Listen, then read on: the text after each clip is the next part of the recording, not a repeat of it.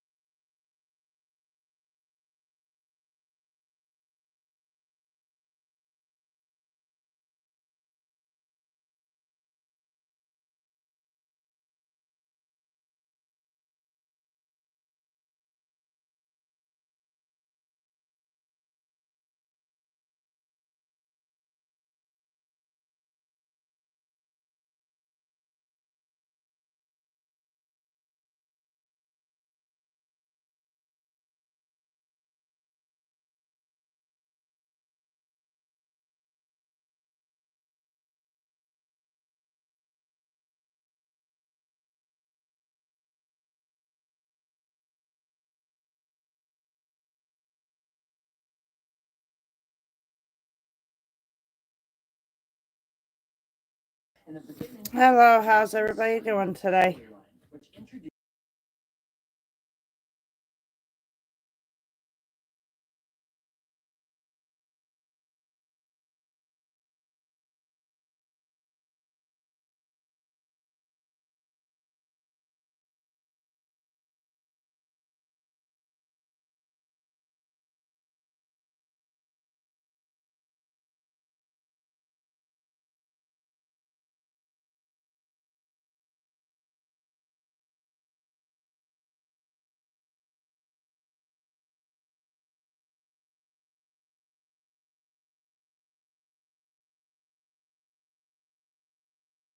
How's everybody doing this morning?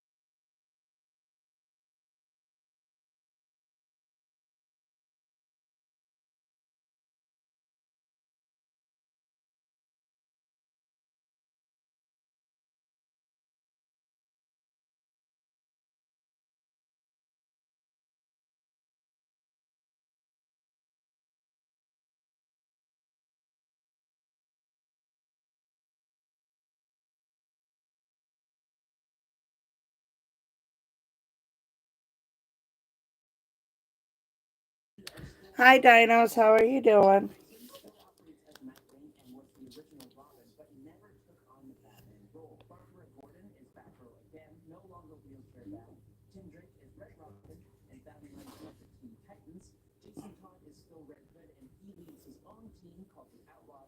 Sorry, I hit the wrong thing. I meant to hit my microphone and I hit the to switch the screen. Sorry about that. Let me fix my camera a little bit.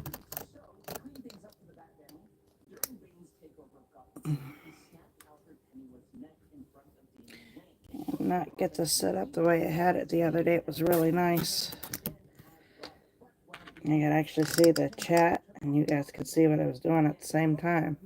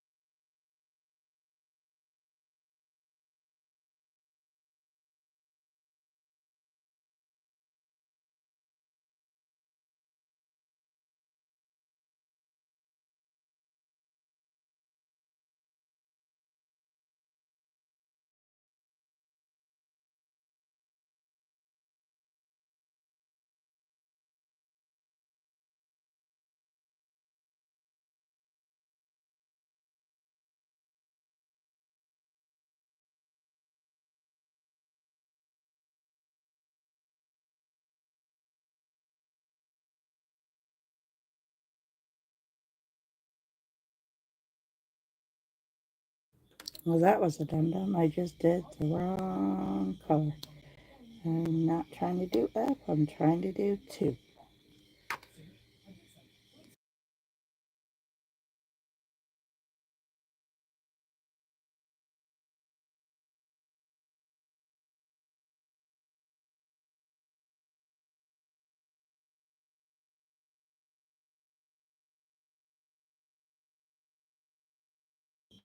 Sometimes it's easier just to slide them in place if they're close and to the one you're supposed to be doing, because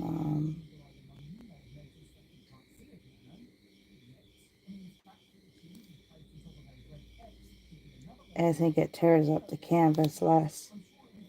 So I'm just going to try to slide these over to where I'm supposed to. I'm actually trying to do 2s, not F's. So I gotta, okay, I did that one right. Those are right. That's right, okay. I think I fixed up all my boo-boos.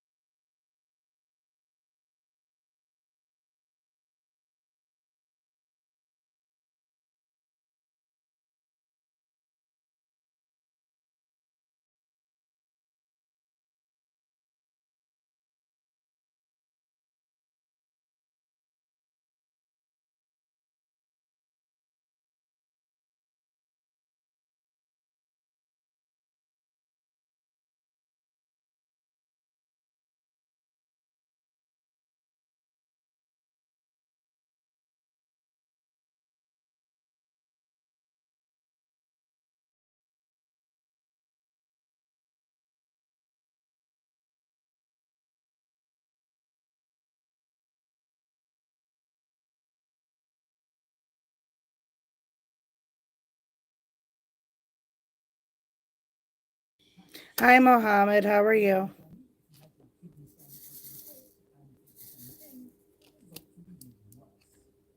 Thank you for joining me.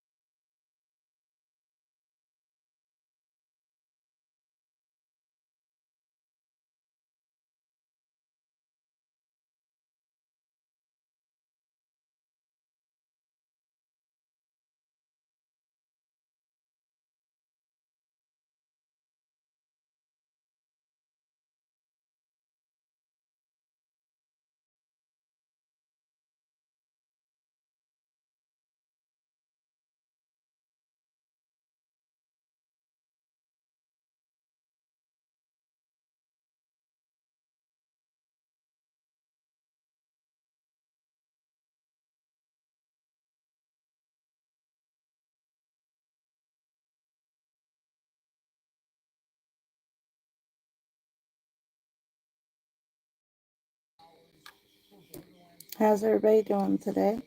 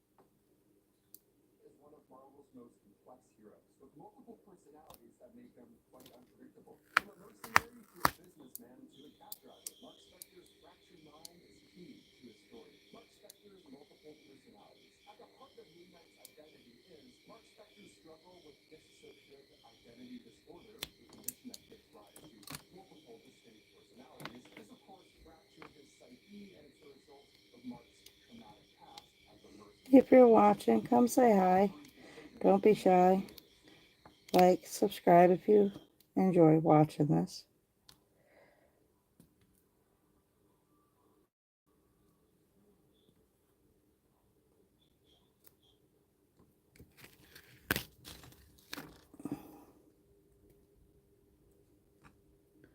Come chat with me about anything. I'm open to any conversation.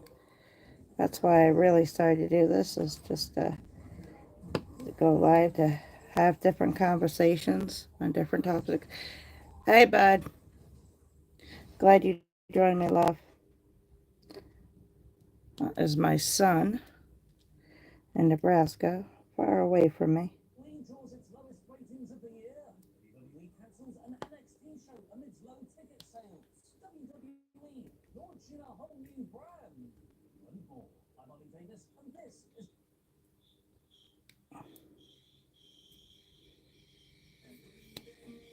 How's it going over there, sweetheart?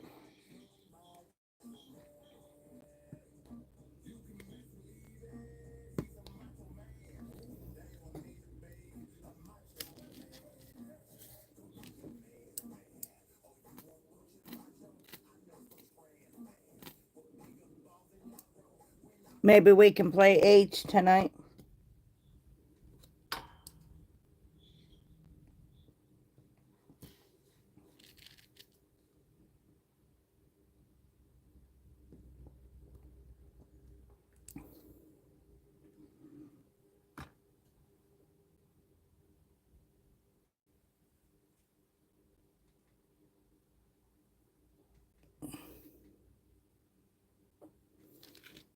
You're gonna play Spyro?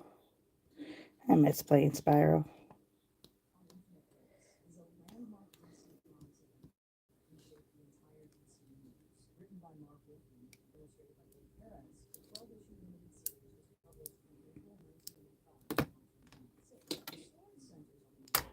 Are the boys off today?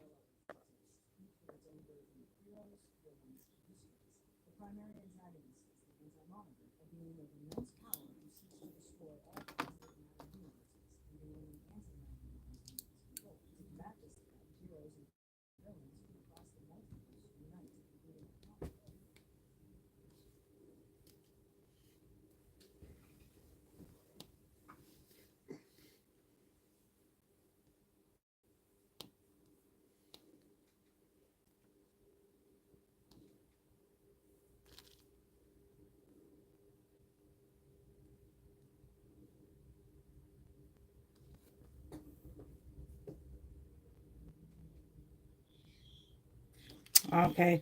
Well, tell Trenton we need to play tonight. He's got his mother get on there with us and play. Probably even do some stronghold, maybe. I haven't played that in a while.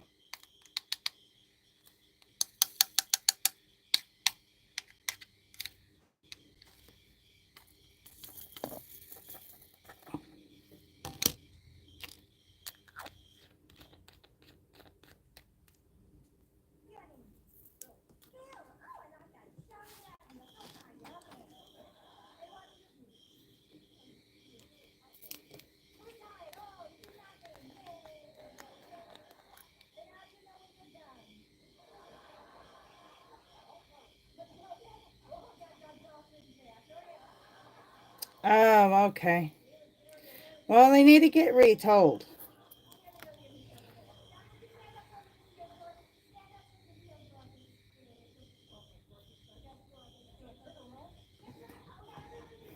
That way you have somebody to beat up besides me.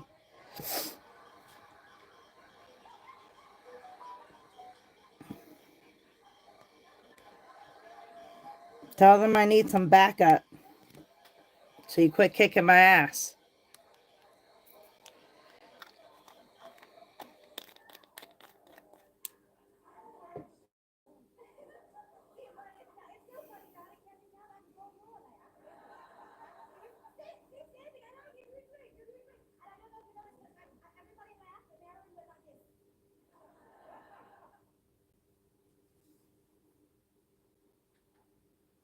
Yeah, and tell them I need help.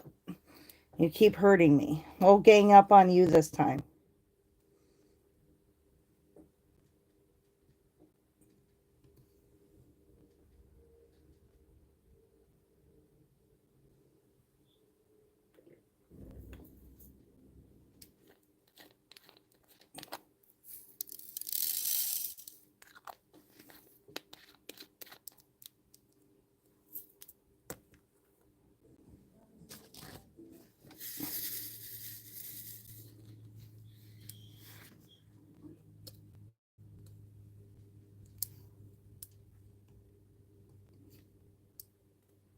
Beautiful about the 80s slasher boom.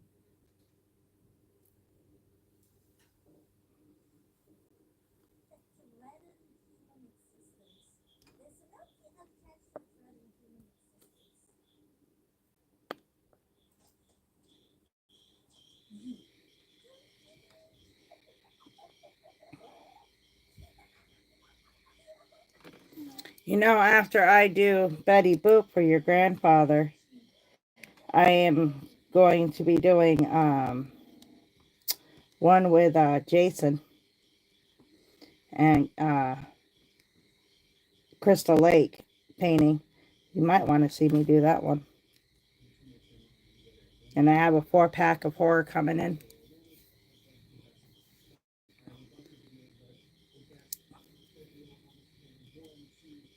I've got this one sold, and the one I'm doing with Jason and Crystal Lake, I've got that one sold as well. And your grandfather's buying Betty Boop off me.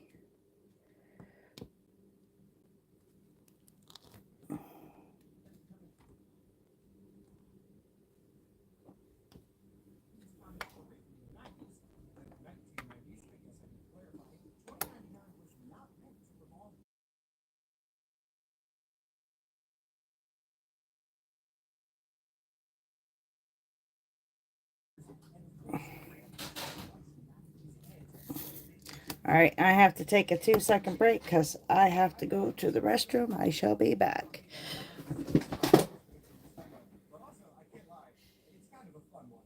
Oh, I can do a Final Fantasy.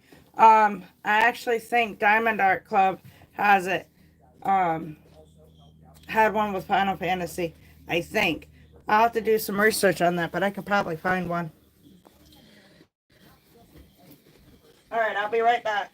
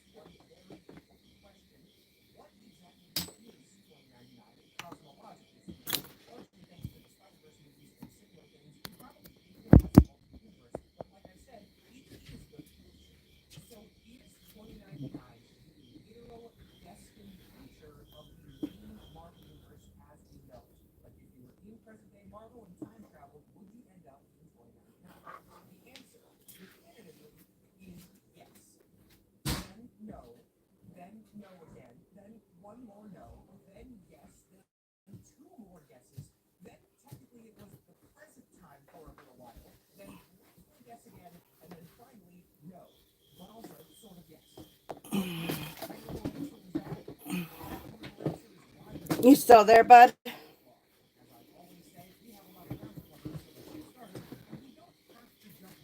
Cassie. Oh,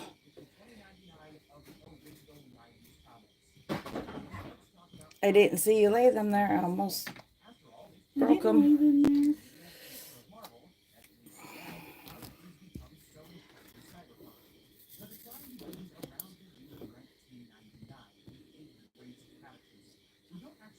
Yeah, I'll do, I can look it up and see if I can find any Final Fantasy. I'll let you know. Um, I can't really buy too much more until I get some of this sold. Actually, money in my hand.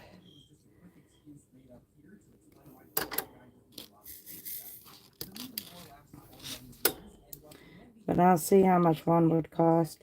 If I get it through Diamond Art Club, which I think they had some, um, it'll cost a pretty penny. They're really good company, but they can be a little expensive. But their canvases are worth it. Worth to pay that extra money.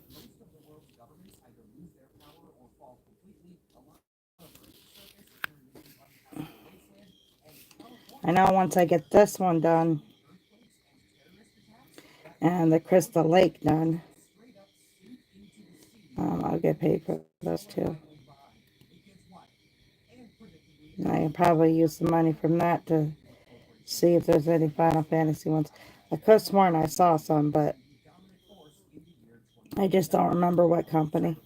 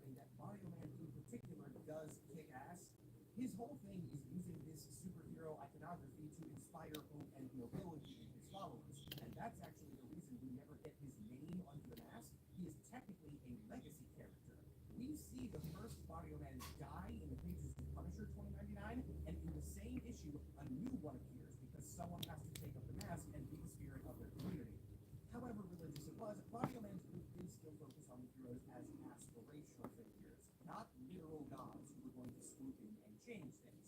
But not everybody saw it that way. After all, the Avengers did have a literal god in their ranks. Enter the Thorites, a religious group that for one said, screw metaphor, the literal actual Thor is going to appear again in the second coming and save us. If I keep at this pace, I might actually get this done today. See a Thorite, he is hang gliding around the city in a full costume, proclaiming the word of Thor into a megaphone. The Thorite religion is kind of based, actually. One of their main tenets is that the tyrants of corporations must repent because their lord Thor will be returning to, quote, smite down the frost giants of It does help when a group of them are the same color. And with the Thorites briefly established, I think I've covered everything that I want to when it comes to 2099's baseline world building. We will see these elements again, of course, but now that you have some simple context, we can start talking about individual character stories. As I mentioned in the intro of the video, 2099 was never written to be just a Spider-Man story. He was the first and most popular of them, to be fair, but the comic line released with 4 series all around the same time. Spider-Man 2099, Doom 2099, Punisher 2099, and Ravage 2099. Alright. These comics were all really I'll do R. For example, in Spider-Man 2099 issue 2, we see the head of Alchemax having a video conference with the rival CEO, and in Doom 2099 issue 1, we see this exact same conversation word for word from the other side of the hall. That provides us a nice little transition, so let's start with Doom 2099. This also makes very sense because this one doesn't star a 2099 character. Doom 2099 is Doom, like the Doom from all the other Marvel stuff. The comic begins with 2 criminals on the run from a police throne, suddenly interrupted by Dr. Doom himself just magically manifesting in the desert in front of them, accompanied by one of the longest comic book sagas I've ever seen. Doom's memory is a little bit messed up, but he knows enough to tell that he's been gone for some time. He's still the same guy though, and so in true Doom fashion, he starts a sassy little pose, blows up the police building in one strike, and he demands to be taken to whoever is ruling Latveria in this new time. That turns out to be a character with one of my favorite names in the entire 2099 universe, Tiger Wild, a cyborg who has successfully isolated Latveria from corporate control and now rules it with an iron fist.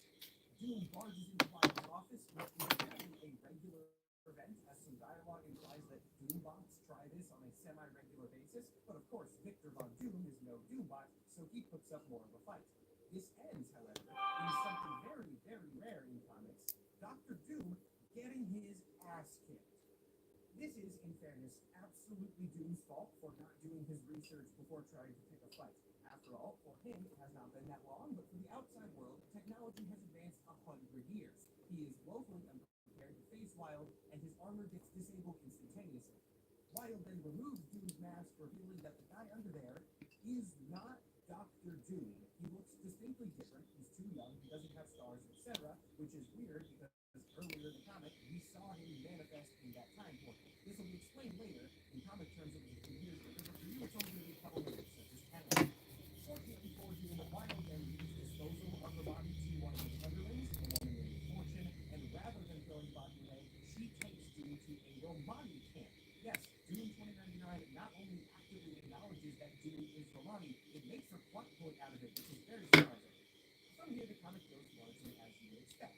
Doom working with the Romani rebels to build up technology again so that he can take down Tiger Wild and regain control of Latveria. What you might not expect is how fast he's able to do this. Doom controls Latveria again by issue 4 of the 44-issue comic, which just goes to show, don't mess with Doom when his country is at stake. Then the rest of the series is Doom fighting as a monarch once again, though in this he is cast as an anti-hero for I'm not going to go over all this quite yet because I want to talk about the origin arc for the other 4 series, but just for the sake of you guys listening, I will explain whether he was the real Doom or not. The short answer is that yes, this is main universe Dr. Doom, but he had been fused with a different guy, leading to his DNA and that guy's being combined, and also memories of that man being infused into Doom's consciousness. It's really less of a plot point than you would think, and doesn't matter for the majority of the series. It was just a way to introduce a little bit more drama as to Doom's identity. Now, let's move on to the next 2099 launch title, where we will finally play in anti-hero territory, because this one is Punisher 2099. Punisher 2099's real name is equally as edgy as his code name. He is named Jake Gallows,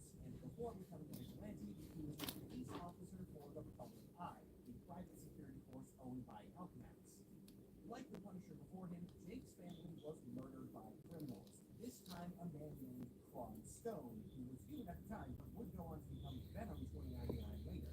Extra unfortunately for Jake, Quan Stone was the son of Tyler Stone, vice president of Alchemax. Therefore, while Quan was brought in for the murders, unsurprisingly, nepotism won out, and he was released with nothing but a slap on the wrist. Outraged by this, Jake ended up digging into some secret public eye archives, where he stumbled upon a record of the original Punisher's war journal. The final page of this ended with a call to action. You who find this, I charge you to carry on my work. Given this call, and in a very specific situation he was in, resembling that of Frank Castle, Jake took up the call and became Punisher 2099. In this role, he's the Punisher. He did exactly what you think he did. Though arguably, Jake is a little bit more ethical than even Frank was, at least in the early 2099 stuff. He starts off just killing all criminals in the standard Punisher tradition, but he does have a special focus on members of the public eye, and that becomes a larger part of his thing going forward as he learns that a lot of the criminals he's been sent after are just people who have been shunned by society and doing what they need to get by. Plus, given how unambiguously, cartoonishly evil the public eye usually is, it's not that difficult to just see this Punisher as a lot closer to a straight-up hero. The public eye is way quicker to just murder people than actually deal with problems. They actively enable human experimentation. Plus, allow me to remind you that their leader is named Fearmaster, and his power is just body horror murder because he can transmute people by touching them. In one scene, he turns a lady's leg into solid bone just for annoying him, and then she's stuck like that. Punisher, shoot this guy. Though, as an ironic spin on the first Punisher, the Gallows version doesn't always immediately kill people. He does a lot, but other times, in the sick, twisted world of 2099, jail time is actually a worse fate. Jail doesn't exist in this universe because their form of punishment is far more immediate, which I'll talk about in a second. And so Gallows just starts up his own mini prison based on jails of the past because he wants people to sit and suffer for their crimes for a longer period of time. Which I guess would be one thing depending on what the normal sentences for criminals were, but it's not like they just let people off or hurt them really bad and let them go. It is specifically and explicitly stated multiple times in multiple comics that one of the main forms of criminal punishment in 2099 is this thing called gerotoxin, which ages Oh, looks like I got all the R's. exponentially. So rather than Cool, putting cool, people cool. in jail, they'll just inject them with a Nope, chemical I that missed a lets you couple. instantaneously age 40 years or whatever, which in my opinion is way, way scarier actually. That's terrifying. The implications of this are never really addressed, of course. It's just one of those cases of a side thing in the 2099 universe being very weird. But I can use that as a jumping off point to talk about how ridiculous these comics often are, because man, Punisher showcases it well. Really, this panel alone I don't want to go stray too far over, so I put stuff. Plus, if that wasn't enough, this pose is him breaking into a hospital. But don't worry, the hospital was a front. How do we learn it's a front? Someone pulls out the dude's blanket, and he's holding a gun under there, and then Punisher takes out all the attackers with a weapon called a Grenadier, which, best I can tell, is just like a rocket-powered stick that shoots tasers. And every 2099 comic is like this. It's not just a Punisher thing. Anyway, Jake is able to continue his work as the Punisher due to his own capabilities, sure, but in no small part thanks to staggering incompetence on the part of the public eye as they try to stop him. Jake never actually quits his public eye job while he is acting as the Punisher. He's a police officer too, which is how he gets some secret information. And he is so trusted in his officer job that he is the guy assigned to the Punisher case, which he then, of course, just doesn't solve. And let me remind you, he doesn't wear a mask as the Punisher. He's running around full face exposed, and somehow his identity is not known, and he is assigned as the officer to catch himself. Technically, he uses a device called a face scrambler, which is basically a digital mask that replaces his face in surveillance with his weird pixelated. Hey, Robert. Presumably, this only works Oh, oh, he's asleep. he doesn't have an actual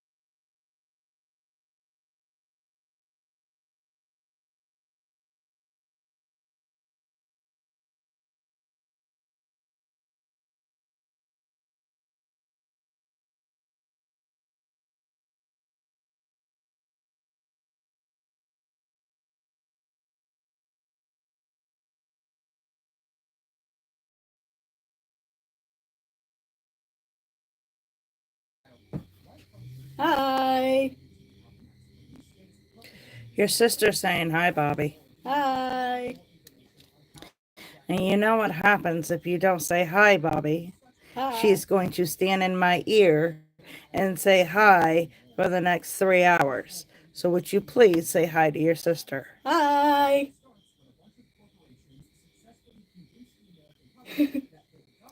Hi. How do you not hear her? Do you hear me? Bobby. I think China can hear her. Hi. Okay, so you should be able to hear her. Hi.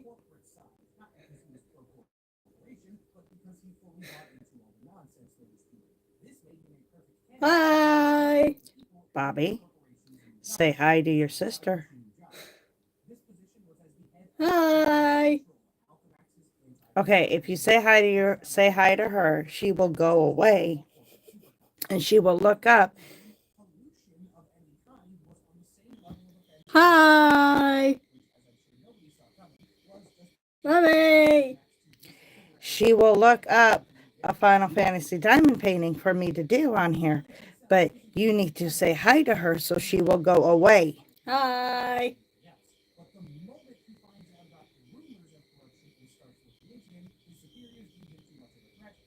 Bobby. Hi.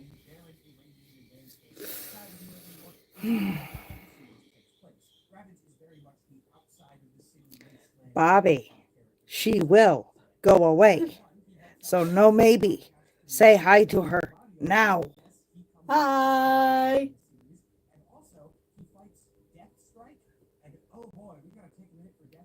Bobby.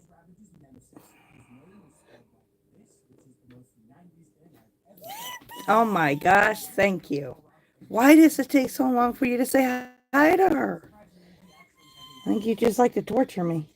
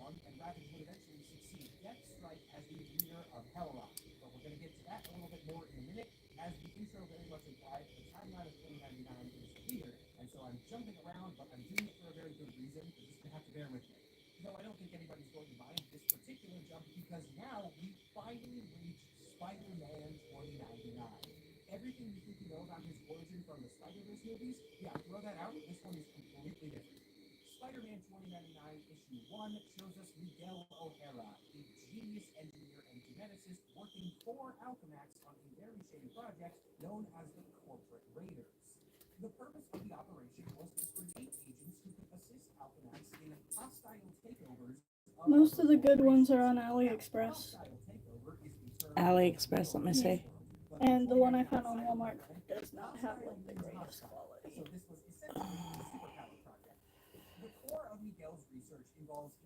No,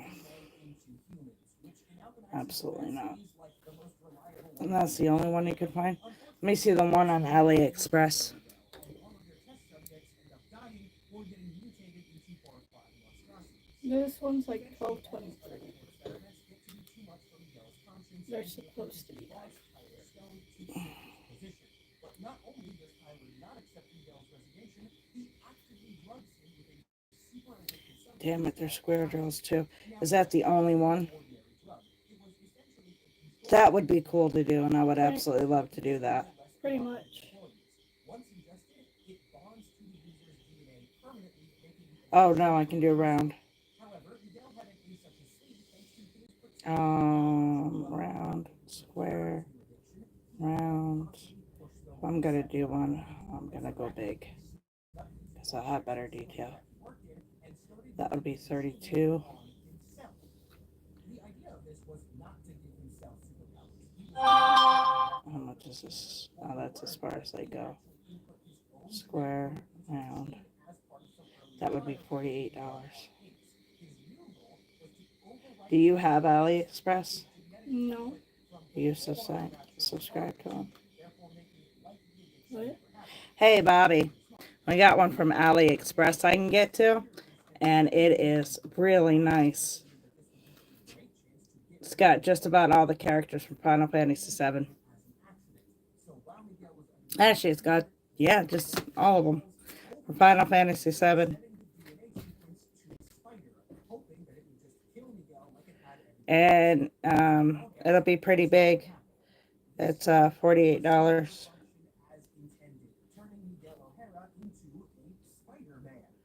It's supposed to be Diamond Art. Let's see what it comes with. Yeah.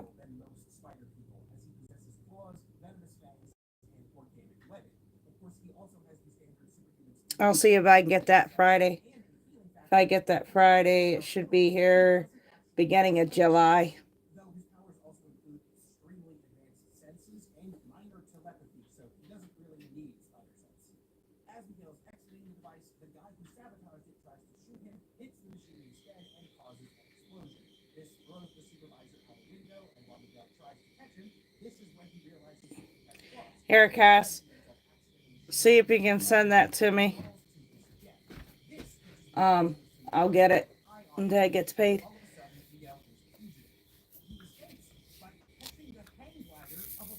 Which will be tomorrow. I'll order it tomorrow, so it'll be here between June and July.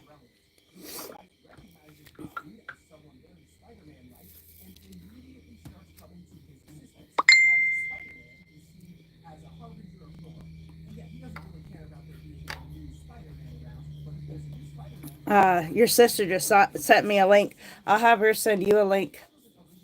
Can you send Bobby a link so you can see it? Because I'm doing live right now, so it's kind of hard for me to give him the link.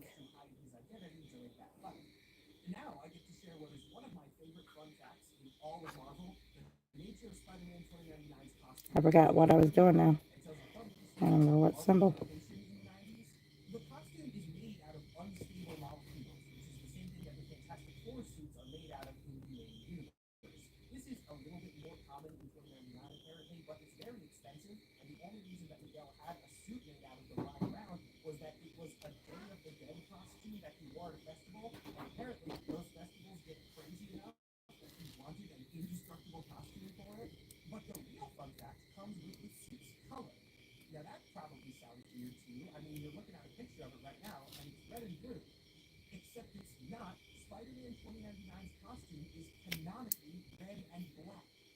There are multiple mentions of this in really early Spider-Man 2099 comics.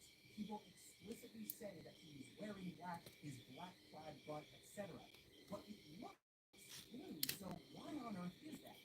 If you're very familiar with 90s comics, you probably know the answer to this already. And even if you're not familiar with 90s comics, you know what the art style is, right? Like if I say 90s comics, you can picture a rough image in your mind because a lot of them share. You might want to get something to drink there, lady.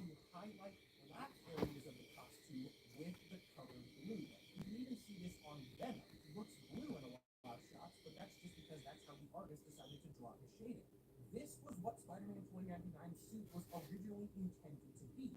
However, for reasons unknown, that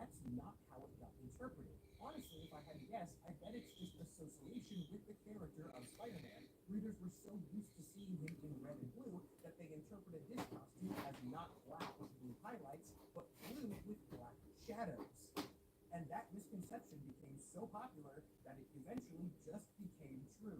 If there's a definitive point where his suit changed color, I can't actually find it. Marvel just stopped acknowledging it as black and red and started acknowledging it as blue and red, and since that's what everyone thought it was anyway, it went unnoticed.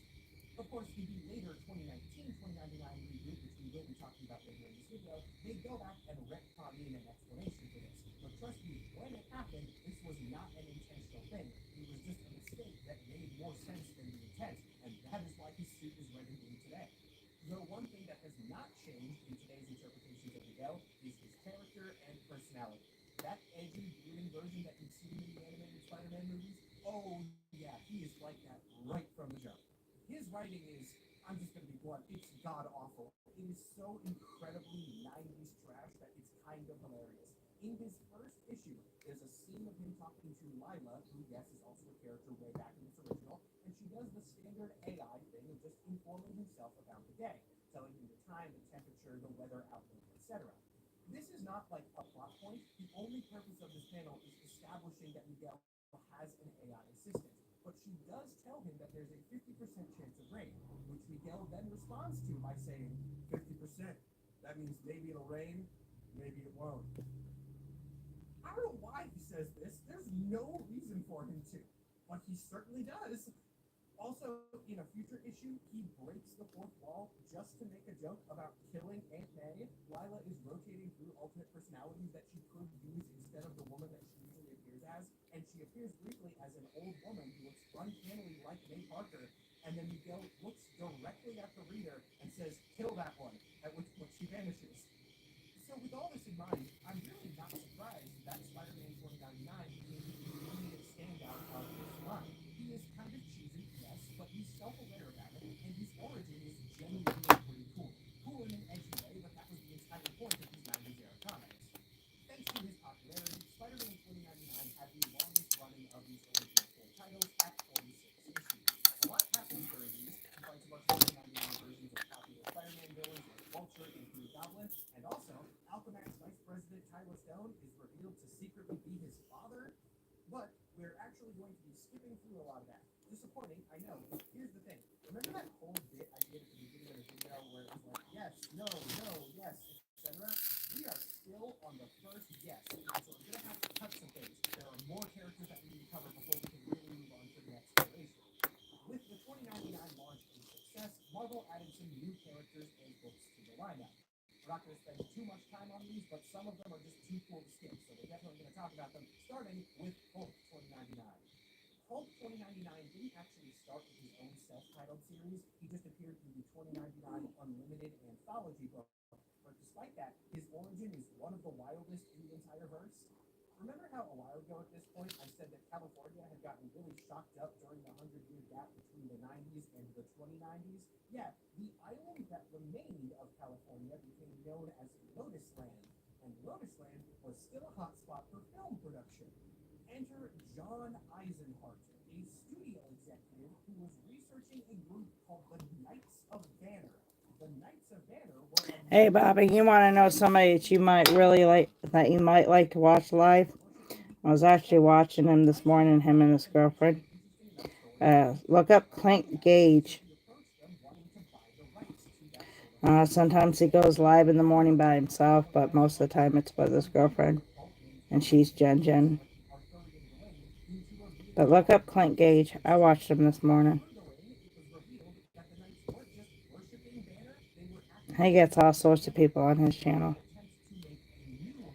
from different countries, and it was a it's a good channel to go to. Murdering all of them. Eisenhart, feeling horrible about this, managed to save Dwayne, but during the chaos was struck And his girlfriend is Jen Holder, and unfortunately, I do not remember the numbers. I think it's 0976, I think. Unfortunately, he's not very good at what he does, largely due to the fact that he has one real mission, which is protect Dwayne, and Dwayne still does die.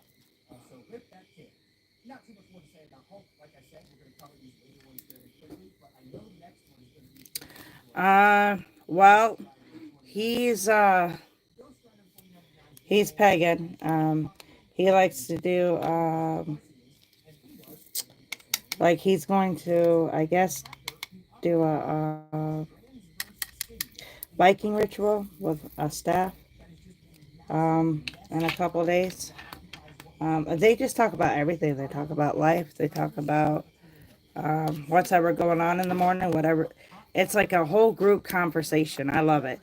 This morning, everybody was talking about everything. It was just a neat. It's like this. Nothing. It's not necessarily about anything except for having a good time and talking about what's ever on anybody's mind in the morning. into cyberspace where he meets a bunch of rogue aliens Um, that call and he themselves can draw Nazis. so well. The Ghost He Rider showed us some operates pictures this a morning of cyber stuff that he organization drew. that essentially That does man is everything, good. putting his concepts I into was really robot impressed. bodies so he can enact their anarchist and Especially the dystopian dragon, goals. and I guess But he's writing a he's no book too. ordinary Ghost Rider. Um, He has and it been has lore on using it. cybernetic I know fields he for plays actually Dungeons and all of Dragons, so he knows all his about that. consciousness fields, I literally don't know. I everything. think you two might But click. now And he's I'm got telling laser you, eyes and a chainsaw in his hand and he all that good looks stuff. like your His new uncle, villains are another megacorp named Mike. Mnemonics, Oh my gosh. That's what that caught will my eye to begin with see when I anything was that flipping Mike through the live. by Zero's father, Leonard, The who is beard named and after him. the hat. Ghost Rider 2099 is I also thought your Uncle Michael had a channel there for a second. security. Every hero crossover is I pretty showed much your the dad. He same thought the concept, same thing. where he dies and then gets revived and it doesn't really matter. The last series that That we're was going to talk kind of about in funny. this section of the video is the He seems like a X-Men really nice guy. which is largely what you Um, expect. A bunch of rebel mutants I like fighting watching his against channel, corporations. but The X unfortunately, Men when he are goes live, I'm obviously usually going to part of work, the original, so I can but only the catch him 2099 like versions of other X Men characters have this actually morning. I been got to watch his whole live, but he doesn't stay on for too long. He stays on for anywhere between an hour to 2 hours, here. He has your and then he basic goes on in the X Men afternoon, character, who in this book and was then he goes on the a evening. superhero. Junk Pile He's started life most of the as time a he's on three times a night. cartoon but is worth bringing up because he looks almost exactly like a Transformer. Technically, his power is absorbing metal, but come on, look at him. He's a Transformer, right? And Cerebra, who is a telepath with the ability to detect mutant genes. So I guess she is kind of a port of a main universe character to 2099, but like a port of Cerebro, not technically Vaccine. X-Men 2099 was decently popular enough that they got a spin-off series entitled X Nation, which actually did feature a main universe character for the full future. This one being Exodus, who had just slumbered for 100 years and woken up in 2099. Now, the last thing that I want to talk about before we start getting into the timeline business is the 2099 as Guardians. These technically don't have their own series, but the concept of them is fascinating and deals with the superhero religions, so they are absolutely worth getting a spot on. There's a whole group of these, specifically 2099 Thor, Loki, Hela, Sif, Balder, and Heimdall. However, they are not the originals from the 616 timeline, and they're technically not even Asgardians. The 2099 Aesir, as they are referred to, were not gods at all. They were a project by Alchemax to actively exploit the Thorite religion. You see, the Thorites were actually pretty major. Punisher 2099 himself was one of them, and Alchemax saw an opportunity there. The Thorites were largely fanatics. I mean, not all of them were, but there was a good enough chunk who were handwriting around the city. So they just made themselves a couple of heroes, taking a bunch of chosen people, including Thorite reverends Cecil the Atom, and experimenting on them, giving them powers similar to that of the old Asgardians. These new Aesir were an immediate hit with the people, and so Alchemax set them on the evil vigilantes that were attacking the corporations, because as you can probably tell, literally every other hero in this universe is anti-corporate. This is the jumping off point for the first major crossover of the 2099 universe. Everybody, Punisher, Ravage, Spider-Man, Doom, and others all united to take down the 2099 Aesir. Despite being very important to the lore, the Aesir don't actually show up that much outside of their one event. In fact, one of them technically never even sees combat. There is a Lady Sif as part of the program, but she dies during the experimentation. The only 2099 Aesir who remains a problem after the crossover is done is, I suppose fittingly, Loki. While the rest of the Aesir were all mind controlled by Alchemax into believing that they were legitimately gods, Loki managed to trick his way out of not doing that part of the treatment, so he was fully aware that he was a fraud. He he just didn't really care. Once the A-Street thing is over, he uses his shape-shifting powers to rebrand as Halloween Jack. And you don't really need me to explain his personality to you. His name is Halloween Jack, and he looks like this. Make a guess, and it'll be right. And now, I want you to put a pin in this moment right here. And I'm not going to exactly explain why that is the case, but trust me on this. Just note in your mind that this is a pivotal moment which we will be returning to later, and it's going to make sense when it happens. At least as much as any of this is going to make sense. The next point that we're going to All right, bud. I gotta get something to eat. I have not eaten since yesterday. I'm getting a headache. Oh, so I'm gonna head off. I'll be on as soon as I get done eating. Also, I'll let you know if I'm able to do H tonight. I gotta get most of this painting done by this one done because I have too many getting lined up. So depends on how much of this I get done today. Which I got quite a bit done this morning, but take me an hour to do from like here to here. So we'll see. Hour and a half. Um, so we'll see how far I can get it. All right, love you. Bye.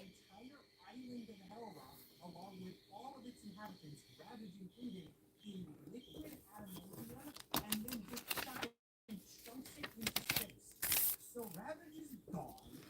Steve's vice president actually doesn't last too long though, as he is violently ousted by Captain America. Like Steve Rogers, Captain America has somehow shown up in 2099, though this is revealed to actually be an imposter Steve, who is, guess what, controlled by Alchemax. Evil fake Steve then becomes president after Doom and orders the execution of a bunch of heroes who worked for the previous administration. This does just straight up kill them. They don't survive or get resurrected or anything like that, which was also another team for Marvel to cut a bunch of lines that weren't selling well. And as you can probably guess, this is very much the decline era in 1999. Some of this actually has real world reasoning, as Marvel fired the editor in charge of this line during some cost cutting measures, and a bunch of the creators who were making the comics quit in protest. So they just did not have anything working for them at this time, which meant it was a great time to introduce new comics. This is when that X Nation spin-off I mentioned happens, and also is the introduction of Fantastic Four